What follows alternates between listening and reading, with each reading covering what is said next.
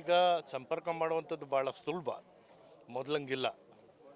ಆಗಿದ್ರೂ ಕೂಡ ಈಗಾಗಲೇ ದುಬೈ ಬುಲೆಟಿನ್ಸಿಂದ ಅವರು ಅಫಿಷಿಯಲ್ ಆಗಿ ಅವರ ವೆಬ್ಸೈಟ್ನಲ್ಲಿ ಹೇಳಿದರೆ ಯಾವುದೇ ಆತಂಕ ಪಡೆಯೋದು ಬೇಡ ಅಂತ. ಇಷ್ಟಿದ್ರೂ ಕೂಡ ಬಂಧು ಬಳಗದವರು ನಮ್ಮವರು ಹೆಂಗಿದ್ದಾರೆ ಏನಿದ್ದಾರೆ ಅನ್ನೋದು ಒಂದು ಚಿಂತನೆಯಲ್ಲಿ ಇರ್ತಾರೆ. ಅಲ್ಲಿ US ಬೇಸ್ ಎಲ್ಲೆಲ್ಲಿದೆ ಅಲ್ಲಿಗೆ ಮಾತ್ರ ತೊಂದರೆ ಆಗಿರುವಂಥದ್ದು. ಸಾಮಾನ್ಯ ಜೀವನ ಯಾವುದೇ ರೀತಿಯಲ್ಲೂ ತೊಂದರೆ ಆಗಿಲ್ಲ. ವಿಮಾನ ಹಾರಾಟದಲ್ಲಿ ಸ್ವಲ್ಪ ಸಮಸ್ಯೆ ಉಂಟಾಗಿರುವಂಥದ್ದು ನಾವು ನೋಡ್ತಾ ಇದ್ದೀವಿ. ಪ್ರತಿಯೊಬ್ಬರ ಜೊತೆಗೆ ನಾವು ಇದ್ದೀವಿ. ಅವರ ಸುರಕ್ಷತೆಗಾಗಿ ನಾವು ಪ್ರಾರ್ಥನೆ ಮಾಡ್ತೀವಿ. ನಮ್ಮ ಕೇಂದ್ರ ಸರ್ಕಾರ ಮತ್ತು ರಾಜ್ಯ ಸರ್ಕಾರ ಈ ಭಾಗದ ಜನ ಯಾರು ಅಲ್ಲಿ ಸಿಲುಕಿದ್ದಾರೆ ಅವ್ರಿಗೆ ಸುರಕ್ಷಿತವಾಗಿ ತರುವಂತಹ ಎಲ್ಲ ಪ್ರಯತ್ನಗಳು ಮಾಡ್ತಾ ಇದ್ದಾರೆ.